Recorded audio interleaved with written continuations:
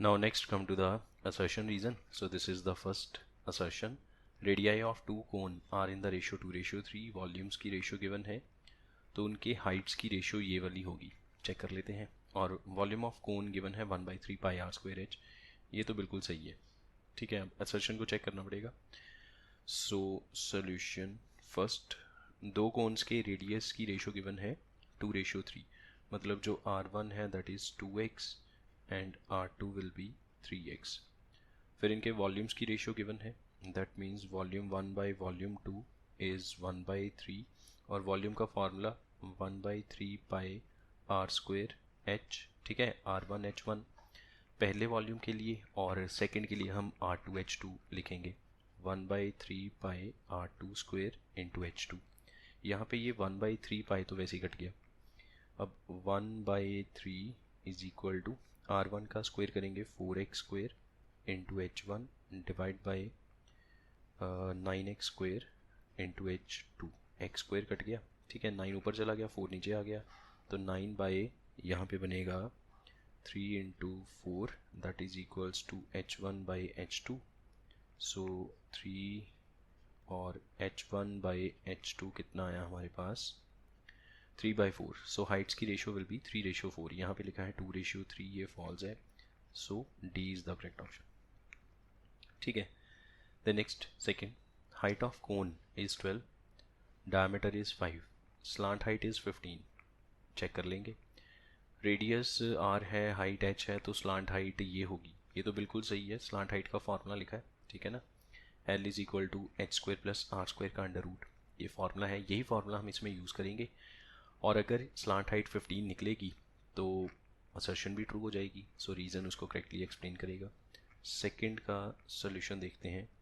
We have given h is 12 and r is equals to, diameter 10 है तो r 5 हो गया, तो l क्या आएगा root of 12 square plus 5 square और ये बनेगा 13.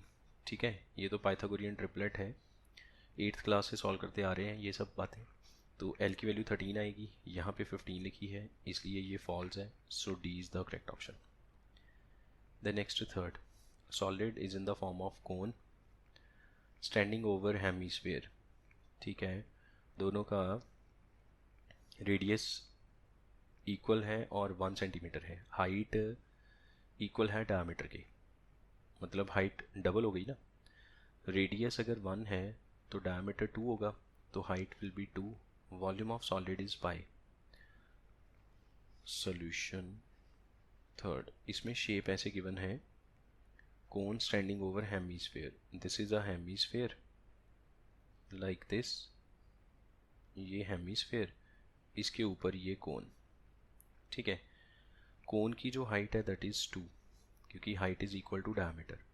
Radius is 1. रेडियस आप कोन का मान लो या हेमीस्फीयर का मान लो, दोनों का सेम ही है, तो दोनों के लिए हम r यूज़ करेंगे. इस पूरे ऑब्जेक्ट का जो वॉल्यूम है दैट इज़ पाई, ये गिवन है. तो अगर हम इसका वॉल्यूम फाइंड आउट करें that will be volume of cone, मतलब 1/3 pi R square H plus volume of a hemisphere 2/3 pi R cube. इनमें से r की जगह 1 आ जाएगा. अच्छा, 1/3 पाई तो वैसे ही कॉमन आ गया, r का मतलब है 1 स्क्वायर प्लस यहाँ पे 2, ये वाला 2 बचेगा, पाई बाहर जा चुका है, r की जगह पे 1 आ जाएगा, 2 इंटू 1 क्यूब. ठीक है, तो ये टोटल कितना बन गया, 1 का स्क्वायर 1 इंटू 2 2, यहाँ से भी 2, टोटल हो गया 4 पाई/3 सेंटीमीटर क्यूब. ये कंबाइंड वॉल्यूम बनता है इस ऑब्जेक्ट का. और यहाँ पे जो वॉल्यूम दे रखा है दैट इज़ पाई, इसका मतलब ये तो फॉल्स है. वॉल्यूम ऑफ कोन ये है, हेमिस्फीयर ये है, ये बिल्कुल सही है. So again D is the correct option. Next solution fourth, radius of cone को हाफ किया एंड वॉल्यूम चेंज नहीं हुआ, then the height remain same. अच्छा, चेक कर लेते हैं. Radius of cone is half, volume is not changed, height must become 4 times that of original height. मतलब उसने ये कहा, एक में कहता है हाइट चेंज नहीं होगी, एक में कहा हाइट जो है वो ओरिजिनल हाइट से 4 गुना हो जाएगी. अब हमें बताना होगा कि दोनों में से कौन सी स्टेटमेंट सही है. यहाँ पे हम लिखते हैं ओरिजिनल. और यहाँ पे न्यू, ठीक है। ओरिजिनल जो रेडियस है लेट अस से वो 2x है, लेट अस से, तो नया रेडियस इसका हाफ करेंगे, मतलब x हो गया, ठीक है। इसको कैपिटल R लिख लो, डिफ्रेंशिएट करना है सिंबल्स में। ओरिजिनल रेडियस हमने 2x लेट किया, नया वाला हमने कहा कि इसका हाफ है तो 2x का हाफ करके x आएगा। ओरिजिनल हाइट मान लो h, नई हाइट मान लो कैपिटल H। अब उसने ये कहा ओरिजिनल वॉल्यूम नए वॉल्यूम के इक्वल है, ये कहा ना कि वॉल्यूम इज़ नॉट चेंज्ड, दोनों में यही लिखा हुआ है, रेडियस को हाफ किया, वॉल्यूम इज़ नॉट चेंज्ड, तो वॉल्यूम क्या बनेगा 1/3 pi are square into H.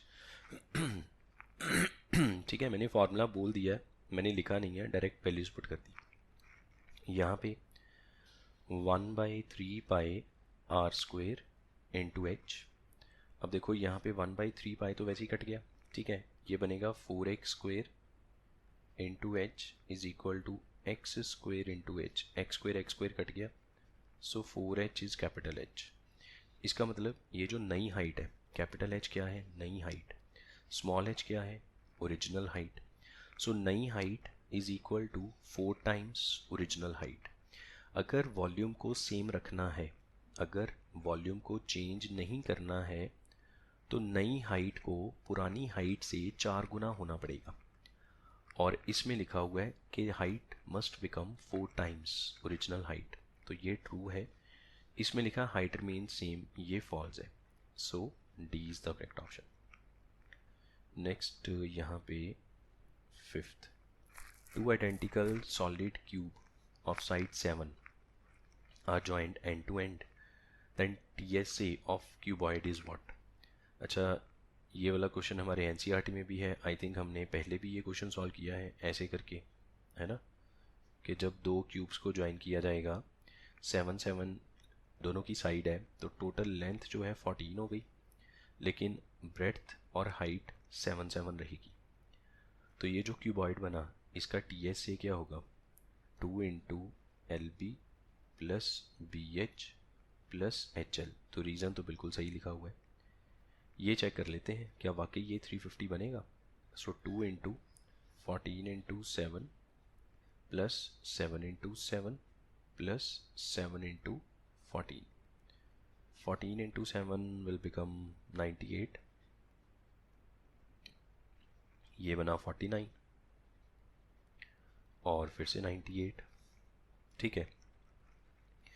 अब ये टोटल कितना हो गया, ये अगर 100 और 50 250 में से 5 निकल गए 245 बनेगा। 8 और 8 16 और 9 25, 2 पर जाएगा, बिल्कुल ठीक है, और इसको 2 से मल्टीप्लाई करेंगे तो ये बनेगा 490 सेंटीमीटर स्क्वायर, बट यहाँ पे तो 350 लिखा है, इसलिए ये फॉल्स है, ये ट्रू है, so option will be D, assertion false reason true, ठीक है। The next come to the six one, TSA total surface area cylinder का, रेडियस गिवन है, हाइट गिवन है, ये रहा। अगर r रेडियस है, हाइट h है, तो TSA will be 2 pi r h plus 2 pi, ये बिल्कुल सही है, ये फार्मूला होता है TSA का, और यही फार्मूला हम इसमें यूज़ करेंगे और ये चेक करेंगे क्या TSA ये बनता है। अगर TSA ये बन गया तो ये भी ट्रू हो जाएगा और ए ऑप्शन आ जाएगा, ठीक है। तो इसके लिए तो हमें अब कैलकुलेशन करनी पड़ेगी। TSA of cylinder will be 2 pi r, हम ऐसे भी लिख लेते हैं 2 पाई r प्लस h, ठीक है, ऐसे भी लिखा जा सकता है। ओपन करने में यही बना 2 पाई r स्क्वायर और 2 पाई r h, ये चीज़ बन जाती है। रेडियस 14, हाइट 30, सो 2 into 22/7 into 14 into radius 14 height 30, मैंने 20 बोला पहले, शायद 20 नहीं है 30 है, इसको कट किया 2 रह गया, 44 into 2 88 into 44।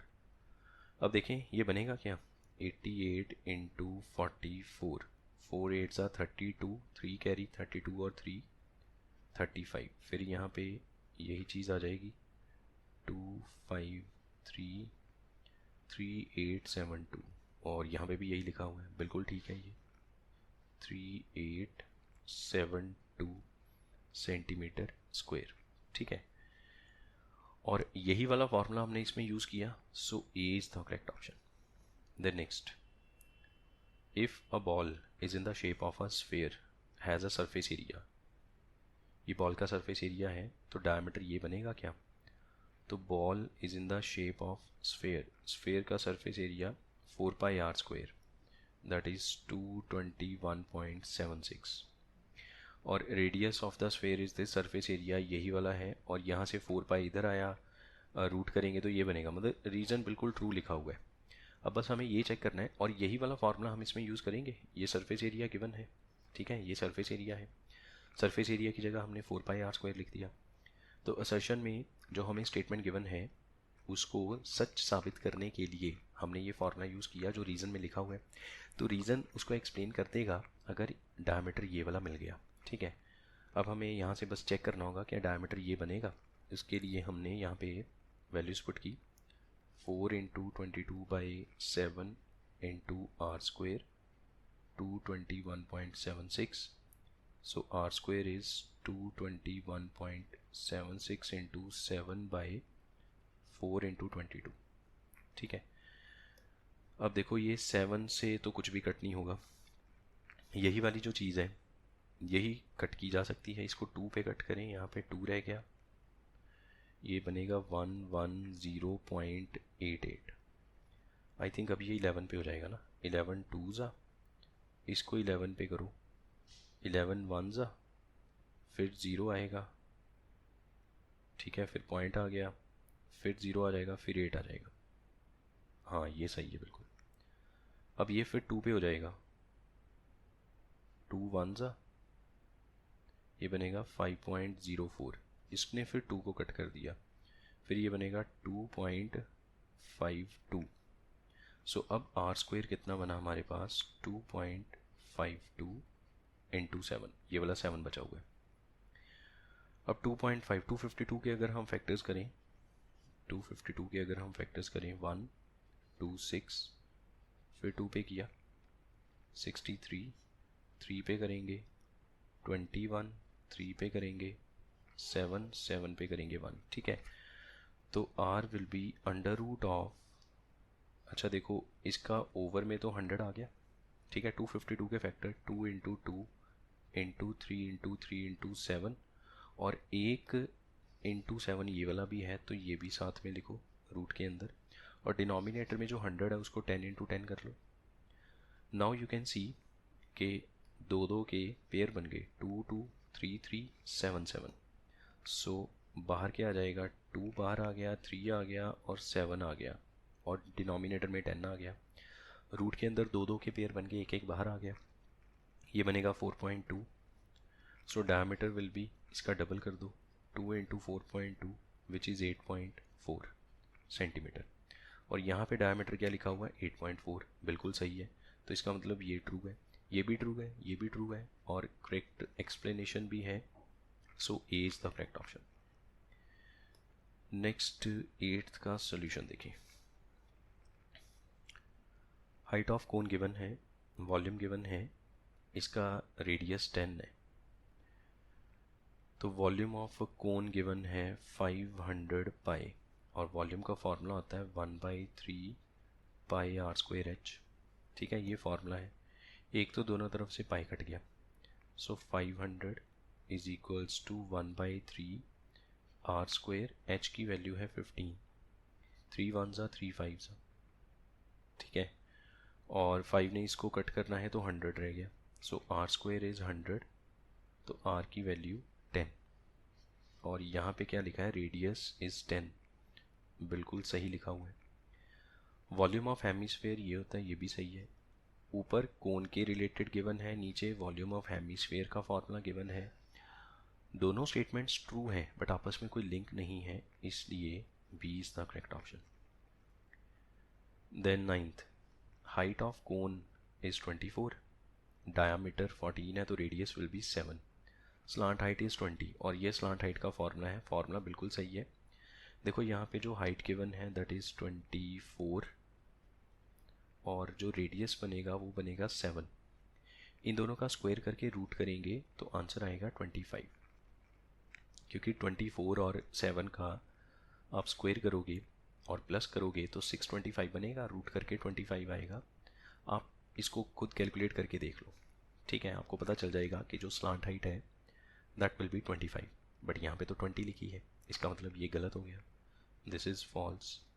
So option will be D, assertion false, reason true. Now let's solve one case study here. Case study 1. ये गोल्फ की बॉल है, आप सबने गोल्फ की बॉल देखी हुई है, उसके ऊपर डॉट्स होते हैं। वो बेसिकली जो डॉट्स हैं वो हेमीस्फेयर्स हैं, ठीक है। जैसे आइसक्रीम का पूरा डिब्बा लेके आओ, पूरा ऊपर से फ्लैट होता है, जब उसको खोलो, जब उसमें से ऐसे स्कूप निकाल लो तो वहाँ पे ऐसे हेमीस्फेरिकल डिप्रेशन आ जाता है ना। वो चीज़ है गोल्फ की बॉल के ऊपर। अब ऐसे वाले कितने हेमीस्फेयर्स हैं, ऐसे वाले कितने डिम्पल्स हैं। अच्छा, ये क्यों दिए किए जाते हैं, आप एक बार पढ़ लीजिए स्टेटमेंट को। गोल्फ की जो बॉल है दैट इज़ स्फेरिकल, बिल्कुल ठीक है, वो विद अबाउट 300 to 500 डिम्पल्स, उसके ऊपर छोटे छोटे वो जो डॉट्स हम कहते हैं ना, होल्स, मतलब ऐसे डिप्रेशंस होते हैं, वो हेमीस्फेरिकल डिप्रेशंस होते हैं उसके ऊपर, कि इसकी वेलोसिटी इंक्रीज हो जाए खेलते वक्त। तो वाइट में अवेलेबल हैं बट कलर में भी हैं, चलो ये सब तो हो गया। अब बड़ी जो बॉल है उसका डायमीटर है 4.2, तो जो बॉल का रेडियस आएगा ये वाला दैट इज़ 2.1, ठीक है। और एक बॉल की बात की गई है, इसके ऊपर जो डिम्पल्स हैं वो 315 है और उनका रेडियस है 2 mm। ये जो छोटा सा आपको डिम्पल नज़र आ रहा है ना, ये वाला छोटा सा जो डिम्पल है ना, तो जो गोल्फ की बॉल है, बॉल और डिम्पल, डिम्पल हेमीस्फेरिकल शेप में है, बॉल स्फेरिकल है, ठीक है। इसका जो आर है दैट इज़ 2.1 और इसका जो आर है 1 mm। अच्छा, ये 2.1 सेंटीमीटर होगा ना, 1 mm का मतलब हो गया 1/10 सेंटीमीटर, ठीक है। यूनिट सेम कर लिए। Now find surface area of one such Dimple. एक डिम्पल का सरफेस एरिया क्या होगा। वो हेमीस्फेरिकल बाउल की तरह नज़र आ रहा है, एक छोटा सा जो डिम्पल है उसको जूम करके देखेंगे तो बाउल जैसी शेप नज़र आएगी, तो उसका सरफेस एरिया क्या होगा। Surface area will be 2πr², ये पहला पार्ट, तो 2 इंटू 22/7 इंटू 1/100 हो गया, 10 का स्क्वायर करके, ठीक है। और बस इसका आंसर आ गया। इसको अगर आप कट करेंगे, 2 से कट किया 50, फिर इसको 11/25, तो 11/175 सेंटीमीटर स्क्वायर, ठीक है जी। और अगर आप इसमें मिलीमीटर में फाइंड आउट करते तो आंसर थोड़ा कुछ और आ जाता, तो कोई बात नहीं, हमने तो ऑलरेडी ये सब कर लिया हुआ है। Now find volume of material, find volume of material dug out to make one dimple. जो पूरी बॉल है, जब उसके ऊपर डिम्पल नहीं है, तो वो डिम्पल बनाने के लिए हमने कितना मटेरियल उसमें से डग आउट किया। तो बॉल के ऊपर हमने छोटा सा हेमीस्फेयर खोद दिया, तो वो जो हेमीस्फेयर का वॉल्यूम है that will be the volume of one Dimple.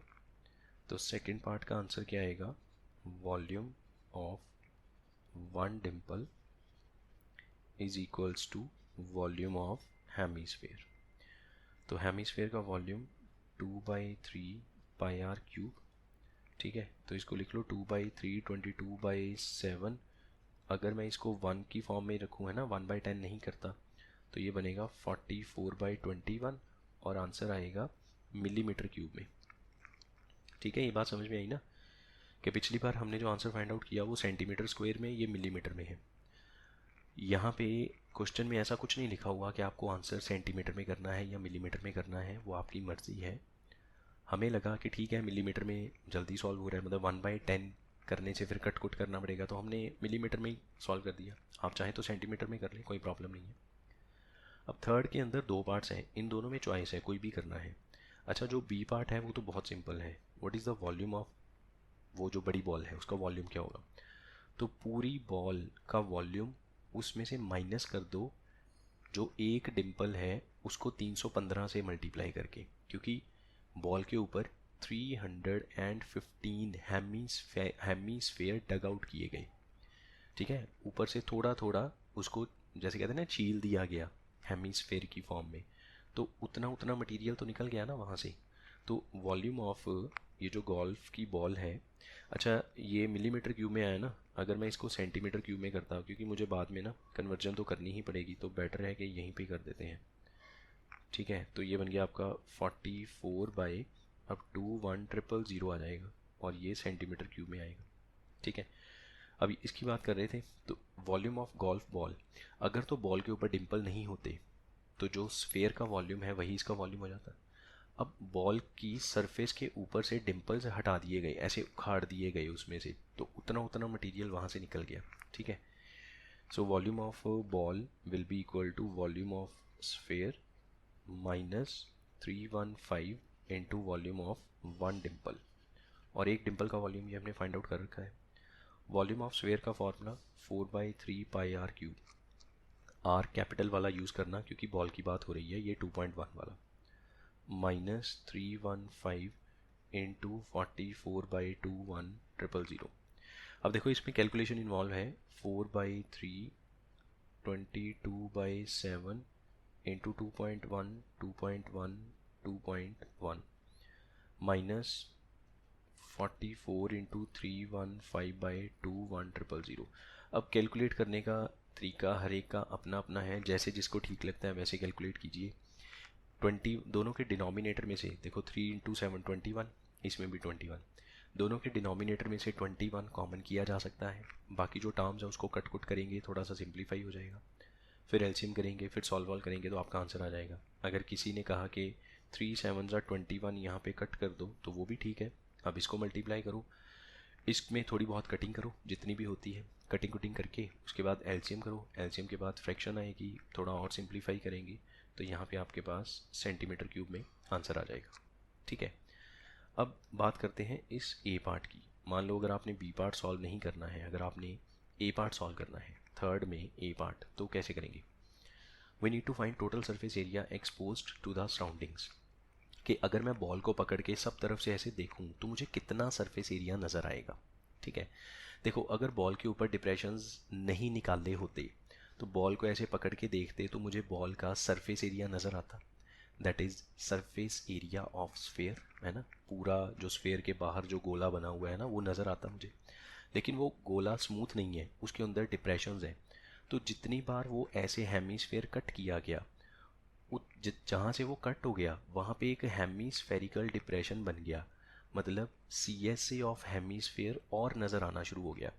लेकिन उसकी जगह पे अगर आप देखो, अगर आप सरफेस को जूम करके देखो, तो जैसे ये हेमीस्फेयर कट हुआ है ना, ये मान लो ऐसे पूरी बॉल है, मैं सिर्फ एक सिंगल हेमीस्फेयर कट करके दिखाने की कोशिश करता हूँ। मान लो ये पूरी बॉल है, ठीक है, इसमें से ये छोटा सा हेमीस्फेयर यहाँ से कट करेंगे ऐसे ऐसे करके, है ना।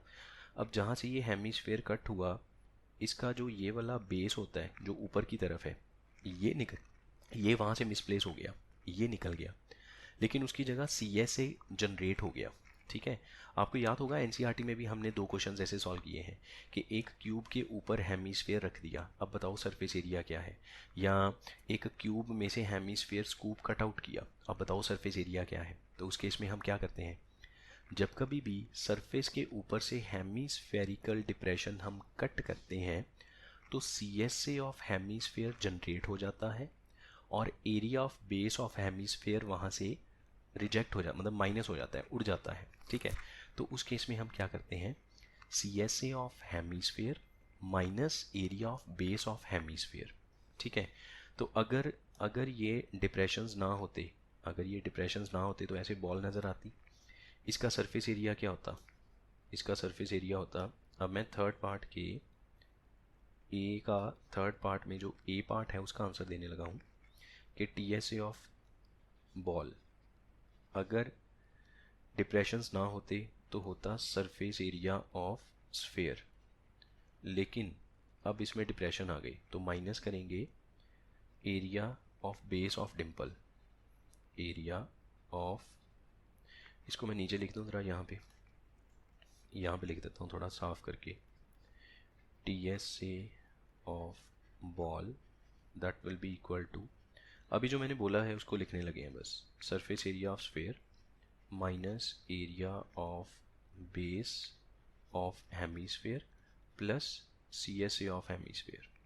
ठीक है, हेमीस्फेयर अपना बेस लेके उड़ गया वहाँ से, लेकिन अपना CSA वहाँ पे छोड़ गया जो हमें नज़र आ रहा है। अब हमें डिप्रेशंस नज़र आने शुरू हो गई, तो हमें हेमीस्फेयर का CSA नज़र आने लग गया, तो वो ऐड ऑन हो जाएगा।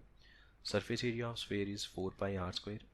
बॉल की बात हो रही है तो कैपिटल R, बेस का एरिया πr² और CSA 2πr²। πr² और 2πr² एक जैसी टर्म्स हैं, प्लस माइनस में माइनस हो गया, you will gate 4πr² plus πr²। Pi common कर लो, 4r² प्लस r²। अब इसमें वैल्यूज पुट करनी है और यूनिट्स को सेम रखना है, तो हमने पहले ही सब कुछ सेंटीमीटर में कर रखा है। 4 इंटू 2.1² प्लस 1/10² लाइक दिस। ठीक है, रेस्ट आपकी कैलकुलेशन और यहाँ पे आंसर आएगा सेंटीमीटर स्क्वायर में। ठीक है, आई होप आपको ये सब क्लियर है। एंड ऑफ कोर्स गोल्फ की जो बॉल है उसके बारे में सब जानते हैं, सबको पता है। अगर आप नहीं जानते तो आप गूगल पे सर्च करके बॉल को देख सकते हैं, उसको जूम करके देख लेना, उसमें हेमीस्फेरिकल डिप्रेशंस नज़र आएंगे। ठीक है जी, okay then one last case study for this chapter, उसके बाद हम इसे वाइंड अप कर देंगे। This is case study 2।